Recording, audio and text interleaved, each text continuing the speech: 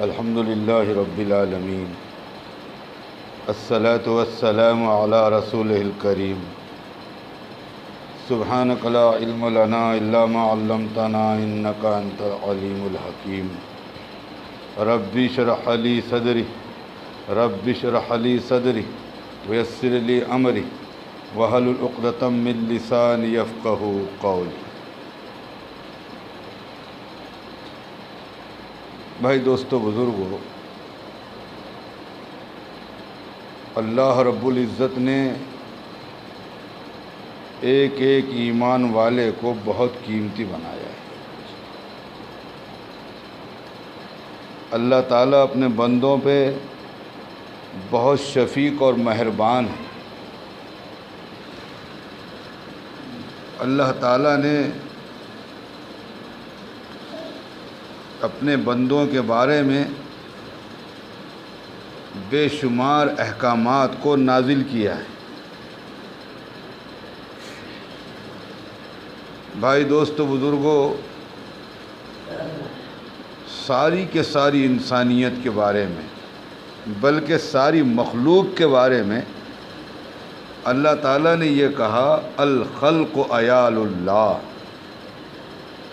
کہ جتنی مخلوقات ہے یہ سب اللہ کی عیال ہے۔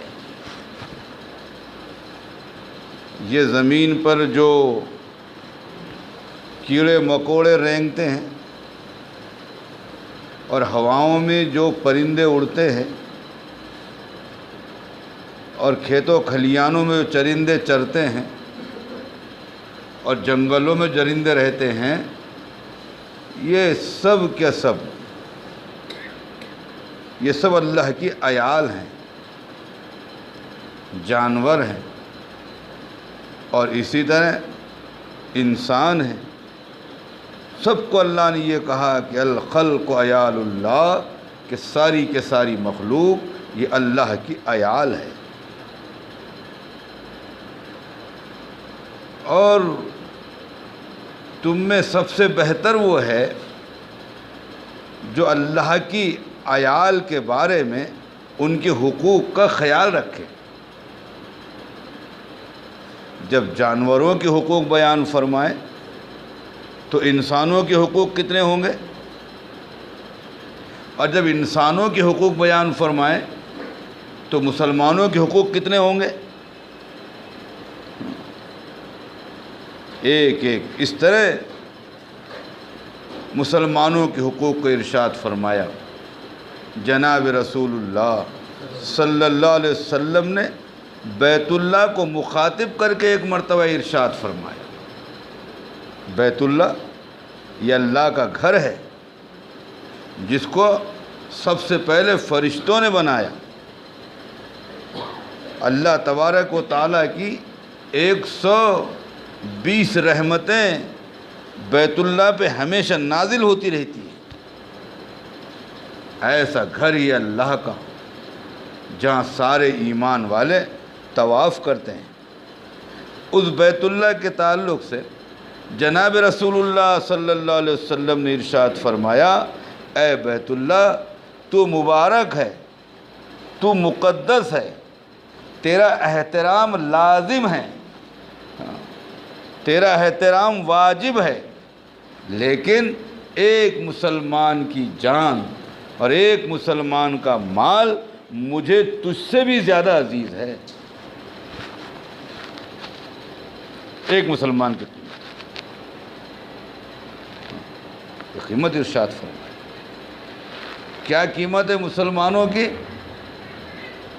کہ دنیا میں جتنے احوال آ رہے ہیں،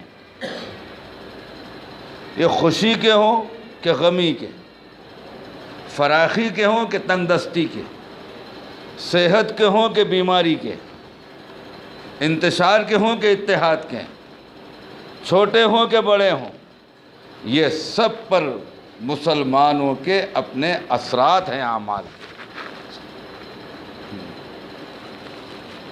عمل کے اثرات ہوتے ہیں۔ اور کس کے عمل کے؟ مسلمانوں کے اعمال کے۔ دنیا میں ایمان والوں کے علاوہ سارے کے سارے اللہ کے ایسے نافرمان ہو جائیں کہ ذرہ برابر کوئی نافرمانی نہ کرے تو اس سے دنیا کے احوال نہ بنتے نہ بگڑتے، لیکن ایمان والوں کے احوال بگڑ گئے تو دنیا کے احوال بگڑ جاتے، ایمان والوں کے احوال بن گئے دنیا کے احوال بن جاتے۔ مسلمان اس بات کو سمجھنے کے لیے تیار ہی نہیں ہے کہ اس کے دم سے سب کچھ ہو رہا ہے۔ اگر یہ بے ایمانوں کو خبر ہو جائے نا کہ مسلمانوں کے مسجدوں کے ویران کرنے تباہیاں آ رہی ہے اور مسلمانوں کے گناہوں میں پڑنے کی وجہ سے بے برکتیاں آ رہی ہے، تو یہ لوگ ہم سے اس بارے میں جھگڑے کریں کہ تم مسجدوں کو آباد کرو اور تم عمل کی پابندی کرو۔ کیسے اثرات پڑتے ہیں؟ عمل کا تو حساب بعد میں، عمل کی بات تو بعد میں، مسلمانوں کے تو نیتوں کے اثرات پڑتے ہیں، کس کے اندر کیا پکڑا ہے کھچڑی۔ اللہ تعالیٰ نے کہا حصل ما فی الصدور، میں تو تمہارے دلوں میں پکنے والی کھچڑی اور تمہارے دلوں میں پنپنے والے خیالات کو بھی جانتا ہوں۔ تو تم نے زبان سے نہیں بولے، اللہ جانتے ہیں۔ ایک مرتبہ ایک صحابی اللہ کے رسول کے پاس آئے، نوجوان صحابی تھے، اور آ کر اللہ کے رسول کے پاس اپنے ابا کی شکایت کی۔ ان کے ابا بھی وہ صحابی رسول تھے۔ شکایت کس کی؟ بیٹے نے ابا کی شکایت رسول اللہ کے پاس۔ رسول اللہ صلی اللہ علیہ وسلم تو انصاف پر تھے، عدل قائم کرتے تھے کہ بیٹی کی سن لیا اب باپ کی سنیں گے، تو آپ نے بیٹے کو بٹھا کے رکھا اور باپ کو بلایا۔ جو صحابی بلانے کے لیے گئے تھے انہوں نے کہہ دیا کہ آپ کو بلایا ہے اس لیے کہ آپ کے بیٹے نے آپ کی شکایت کی، وہی کہہ دیا۔ تو ابا تو تڑپ گئے اور ایسے تڑپے کہ دل ٹوٹ گیا۔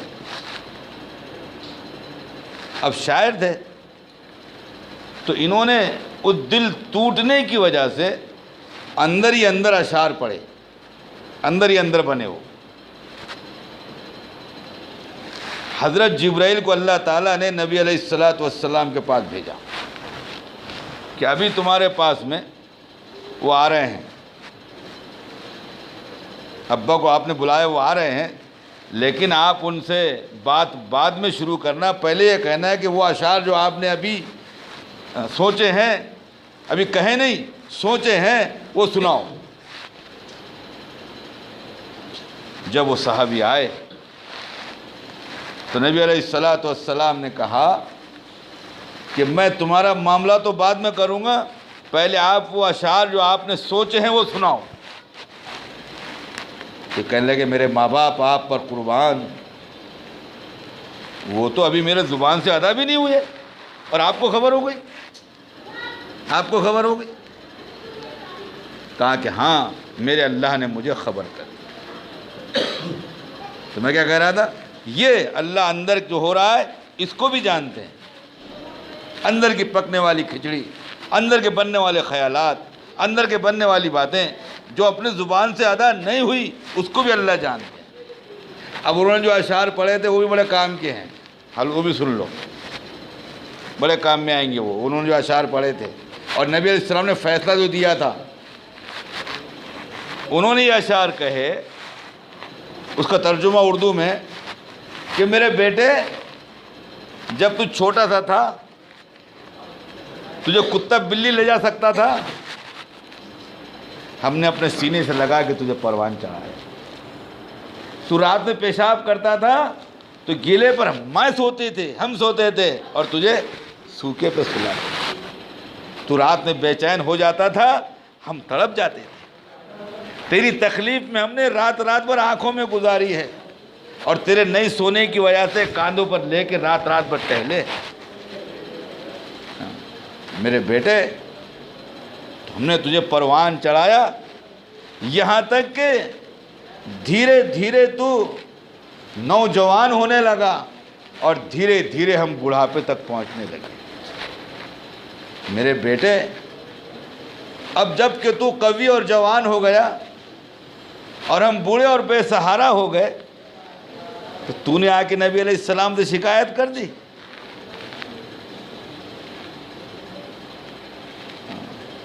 ہم نے تجھے ٹھنڈی ہواؤں کے تھپیڑے تھے ہیں، اور گرم دھوپ کی لو میں ہم نے تیری صحت کے لیے کام کیا ہے۔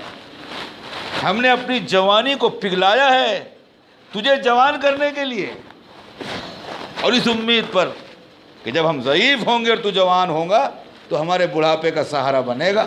تو سہارا تو کیا بنتا، تو نے نبی سے شکایت کر دی۔ یہ اشعار تو خلاصہ میں نے عرض کیا، بڑے اشعار ہیں یہ۔ نبی علیہ السلام ان کی اشعار سن کر رونے لگی، اور آپ نے کہا سن، بیٹے سے کہا سن، تیرے پاس جو کچھ ہے وہ بھی تیرے باپ کا، اور تیرے باپ کے پاس جو کچھ ہے وہ بھی تیرے باپ کا، اور آئندہ اپنے باپ کی شکایت مت کرنا۔ روانہ کر دیا وہاں سے۔ اس میں تو مجھے یہ عرض کرنا تھا، تو ایمان والے کے تو ایسی قیمت ہے کہ اس کے سوچ کے اثرات پڑتے ہیں۔ اس لیے جتنے بڑی کتابیں ہیں، جتنی بڑی کتاب حدیث کی، وہ حدیث کی کتاب کو جس حدیث سے شروع کیا، اکثر مفسرین نے وہ کیا تھا، انما الاعمال بالنیات، عمل کا دار و مدار کائے پر ہے، نیت پر ہے۔ عمل کا دار و مدار نیت پہ ہے۔ کوئی عمل صحیح نیت کے ساتھ کیا جائے گا تو اس نیت کے بھی اثرات پڑیں گے، اس عمل کے بھی اثرات پڑیں گے، اور کوئی عمل غلط نیت سے شروع کیا جائے گا تو غلط نیت کے بھی اثرات پڑیں گے اور اس عمل کے بھی اثرات۔ ایک بادشاہ تھا، مسلمان بادشاہ۔ وہ مسلمان بادشاہ شہر کو نکلا، نکلتے نکلتے دور نکل گیا، ایک انار کے باغیچے میں پہنچا۔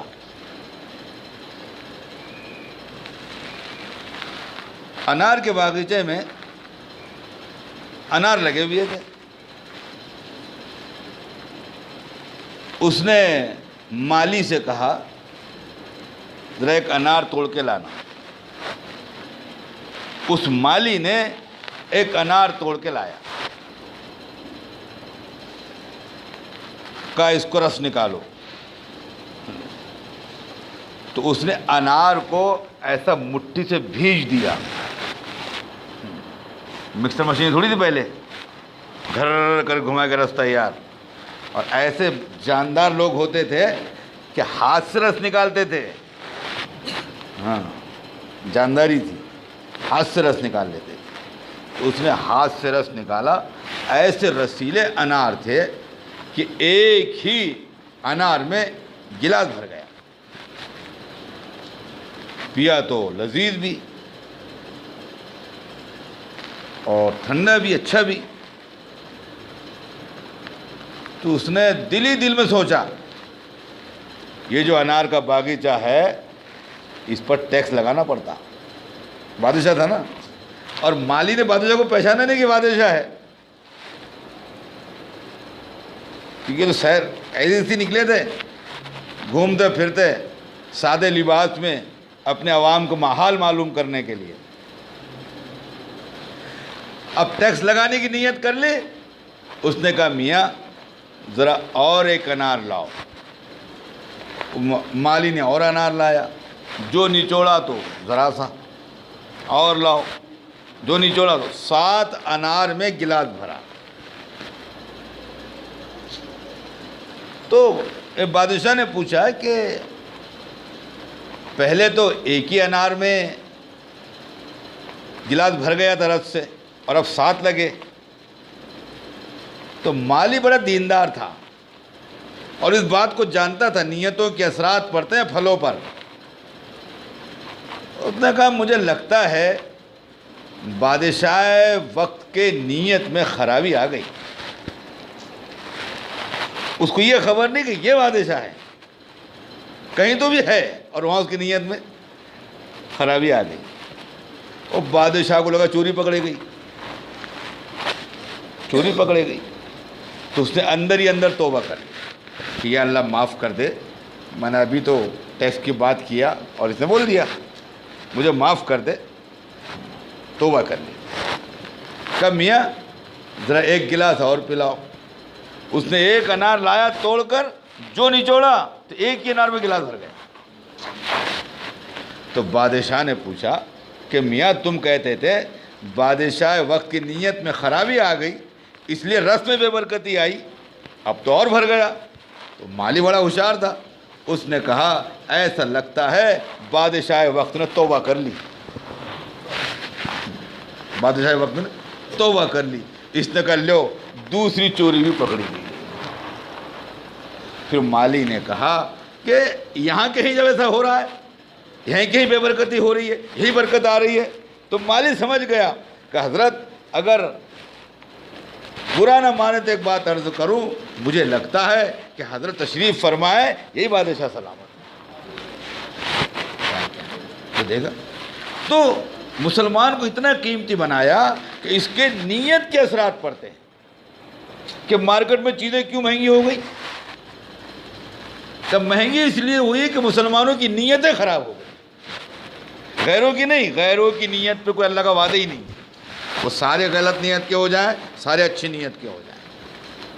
مسلمان کے نیت کے اثرات مارکیٹ کی چیزوں پر، مسلمان کی نیت کے اثرات کھیتوں کی فصلوں پر، مسلمان کی نیت کے اثرات پھلوں کے رس پر، مٹھاس پر، اس سب پر ایمان والوں کی نیتوں کے اثرات پڑتے ہیں۔ ہم نے اپنی قیمت کو نہیں سمجھا کہ نیت صحیح ہونا چاہیے۔ ایسی نیت نبی علیہ السلام کے زمانے میں ایک مسجد بنی، ایک مسجد بنی تو نبی علیہ السلام کے پاس آئے کہ ہم نے مسجد بنائی، آپ چلیں۔ نبی علیہ السلام کو اللہ کی طرف سے وحی آئی کہ اس مسجد کو، آپ کا جانا تو بہت دور کی بات ہے، اس کو ڈھانے کو حکم دے دو، ڈھا دو وہ مسجد۔ کیوں ڈھا دو؟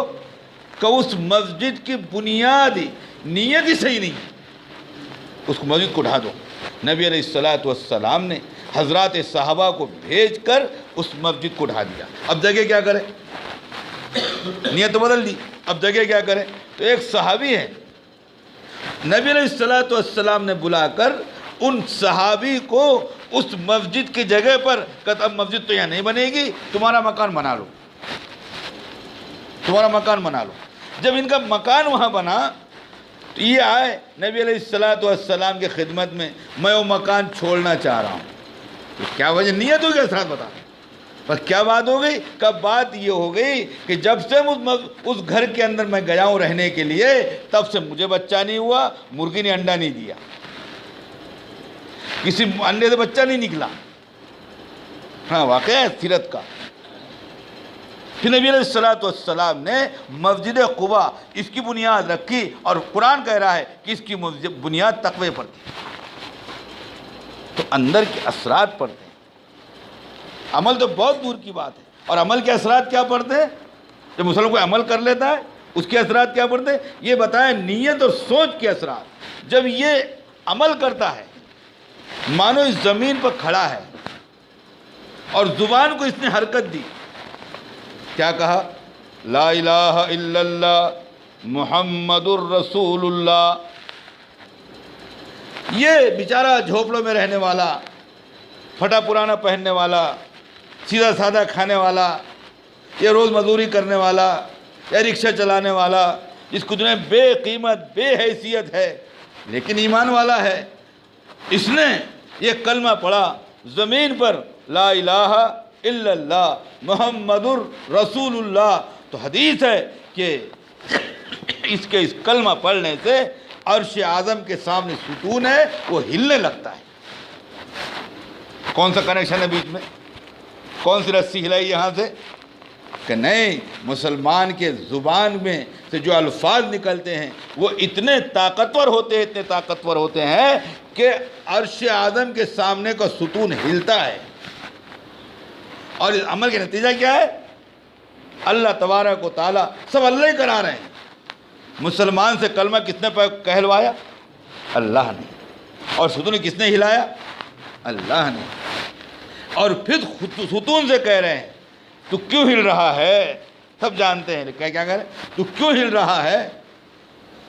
ستون کہتا ہے یا اللہ، جس نے کلمہ پڑھا ہے اس کی مغفرت نہیں ہوئی۔ اللہ تعالیٰ کہتے ہیں کہ جب میں نے اس کی مغفرت کر دی، پھر خود ارشاد فرماتے ہیں کہ میں نے اس کی زبان سے کلمہ جاری ہی اس لیے کیا تھا کہ ستون کو ہلاؤں، اور ستون کو اس لیے ہلایا تھا کہ مغفرت کروں۔ یہ مسلمان کے زبان کی قیمت ہے کہ زمین پہ کھڑے ہو کے کلمہ پڑھتا ہے تو عرش اعظم کے ستون کو ہلا دیتا ہے۔ اتنا اس کے بول میں تاثیر ہے۔ جب کوئی مؤذن مسجد کے میناروں سے اذان دیتا ہے، اذان، تو اس اذان کی برکت سے شیطان نظر کس کو آتا نہیں، اللہ نے بڑی طاقت اس کو دی ہے، لیکن ایمان والے کے زبان سے نکلے ہوئے اذان کے الفاظ سے یوں آتا ہے کہ یہ ہوا خارج کرتے ہوئے بھاگتا ہے۔ اذان کی آواز پہ شیطان ٹھہر نہیں سکتا، اذان کی آواز کو یہ برداشت کر نہیں سکتا، اذان کی آواز کو یہ سن نہیں سکتا۔ جب مسلمان کے زبان سے اذان کے الفاظ دہرائے جاتے ہیں تو اس کی الفاظ کی قیمت ہے کہ شیطان بھاگ رہا ہے۔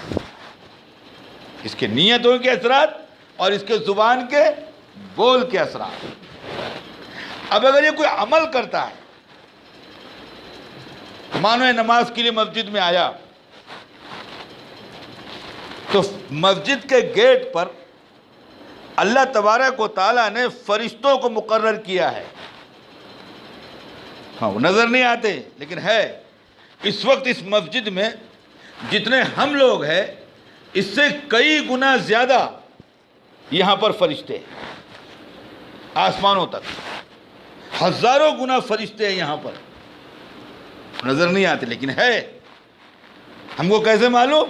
کہ تمام سچوں کے سچے جناب رسول اللہ صلی اللہ علیہ وسلم نے یہ بات ارشاد فرمائی۔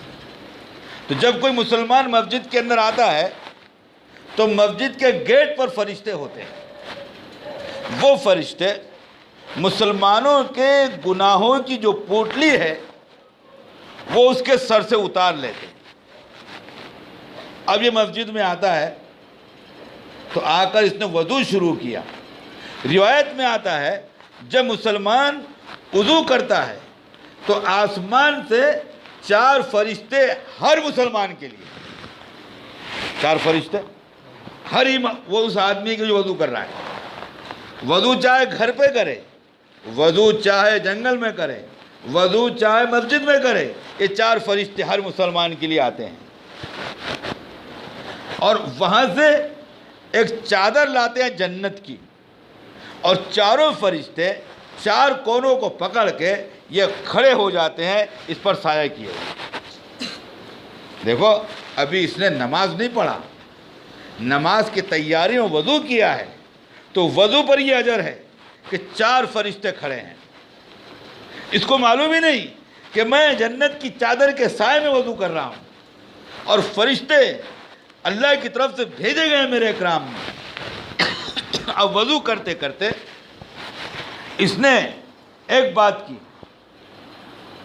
تو ایک فرشتہ ایک کونا چھوڑ کر چلا جاتا ہے۔ اس لیے وضو کرتے کرتے باتیں نہیں کرنا چاہیے۔ وضو میں فرق نہیں پڑتا، وضو ہو جائے گا لیکن وضو پر ملنے والا اجر و ثواب کم ہو جائے گا، بات نہیں کرنا چاہیے۔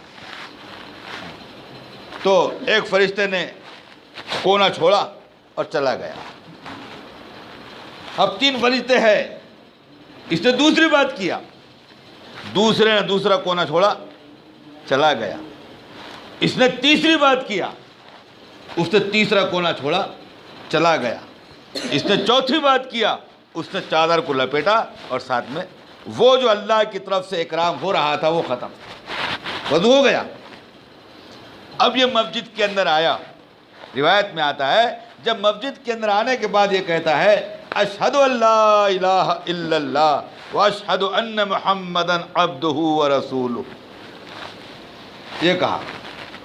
تو کیا ہے روایت, ایک تو کلمے کی انگلی بلند کر کے یہ کہا اشہد ان لا الہ الا اللہ اشہد ان محمدا عبدہ ورسولہ, تو جنت کے 8 دروازے کھل جاتے ہیں. کتنا بڑا اجر و ثواب. اب یہ مسجد میں جا رہا ہے تو مسجد کے شرعی حد جہاں سے مسجد شروع ہوتی ہے وہاں جا کے یہ کہتا ہے اللہم افتح لی ابواب رحمتک, رحمت کے دروازوں کو اللہ کھول دے. اب یہ جا کر نماز کی نیت باندھتا ہے. جیسے ہی نماز کی نیت باندھا ویسے ہی اس کا کنیکشن اللہ کے خزانے سے جڑ گیا. مثال بس بات ختم کریں گے. کیسا جڑا خزانے سے؟ یہ الیکٹرک کی پن ہے نا, یہ الیکٹرک کی جو پن ہے یہ اس میں کرنٹ ہے. ہم ادھر سے وائر ڈالتے اس میں تو وائر میں بھی کیا ہو جاتا, کرنٹ آ جاتا. ویسا وائر بے قیمت تھا, بے کرنٹ تھا, لیکن جیسے ہی پن میں ڈالے وائر میں کرنٹ آ گیا. جیسے وائر میں کرنٹ آیا تو وائر بھی طاقتور ہو گیا, ہے نا, ہے کہ نہیں؟ کیوں کہ اس کے وائر پن میں جا چکے. جو نماز کی نیت باندھ کے کھڑا ہوتا ہے گویا اس نے اللہ کے پن میں اپنے وائر ڈال دیے, یہ بھی طاقتور ہو گیا. پھر اللہ سے باتیں کرتا ہے, یہ علم شریف پڑھتا ہے, یہ رکوع کرتا ہے, یہ سجدے کرتا ہے. ہر نماز کے ہر رکن پر اللہ کا کیا اکرام ہے, ایک تفصیل کی بات ہے. میں عرض کر رہا تھا کہ یہ مسلمان کے عمل کی وجہ سے اللہ کا اکرام ہے. پھر جب یہ واپس نکلتا ہے تو فرشتے گناہوں کی پوٹلی لے کر کھڑے ہوئے ہیں, وہ واپس دینا چاہتے ہیں. اللہ تعالیٰ کہتے ہیں میرے بندے نے ابھی میرے سامنے میری تعریف بیان کی, مجھے شرم آتی ہے, اس کے گناہوں کو واپس لوٹا دیا. اس کے گناہوں کو, اس حدیث میں آتا ہے کہ ایک نماز کے بعد دوسرے نماز تک جتنے گناہ ہوتے ہیں اللہ اس نماز کی برکت سے معاف کر دیتے ہیں. معافی یہ ہے, عمل کر لیا. ایک ایک عمل پر مسلمانوں کے اللہ تبارک و تعالیٰ کے ایسے وعدے. تو اللہ تعالیٰ مسلمانوں کے نیتوں کے اثرات, مسلمان کے زبان کے بول کے اثرات اور مسلمان کے عمل کے اثرات, اس لیے کہتے ہیں ہم سارے کے سارے اللہ کا فضل ہے, اللہ کا احسان ہے. ہم سب ایمان والے ہیں, ہم سب مسلمان ہیں. ہماری ذمہ داری ہے اللہ کی مانیں, اللہ کے رسول کی مانیں, پاک اور صاف رہیں, 5 وقت کی نمازوں کا اہتمام کریں. یہ دین زندگی کے اندر آئے, اس کے لیے اللہ تبارک و تعالیٰ نے دعوت کی مبارک محنت کو دنیا کے اندر چلایا ہے. اسی نسبت سے ابھی منگرول پیر میں 19-20 مارچ کو اجتماع ہو رہا ہے پورے ضلع کا. اس اجتماع کی محنت کیا ہے؟ اجتماع ہو رہا ہے دین زندہ کرنے کے لیے, اعمال زندہ کرنے کے لیے. اجتماع کی محنت کیا ہے؟ ہر گھر سے ایک آدمی اللہ کے راستے میں 4 مہینے کا جائے. اجتماع سے پہلے 3 روز سب کے لگ جائیں. اجتماع سے پہلے ہر گھر میں تعلیم زندہ ہو جائے, قرآن کی تلاوت زندہ ہو جائے, اللہ کا نام ذکر زندہ ہو جائے, نبی پہ درود زندہ ہو جائے, استغفار زندہ ہو جائے. ہر گھر میں یہ اعمال زندہ ہو جائے. مکتب میں بچے پڑھنے والے بنے کہ بچوں کا تعلق مکتب سے اور مردوں کا تعلق دعوت کے کام سے, مسجد و جماعت سے, اور مستورات کا تعلق گھروں کی تعلیم سے. ہر ایک کے اندر دین آئے, اس کے یہ شعبے ہیں الگ. اس کی فکر کریں. اور اجتماع سے کہ ایک آدمی ہر گھر سے 4 مہینے. اور جہاں تک شرکت کا معاملہ ہے کہ جمعے کی نماز سے یعنی 18 مارچ کی جمعہ ہے، جمعے کی نماز سے 20 مارچ کے عشاء تک اتوار ہے، ہم پورے کے پورے سب کے سب مل کے وہاں رہیں کریں گے انشاءاللہ. اللہ تعالیٰ عمل کی توفیق عطا فرمائے. کہاں پر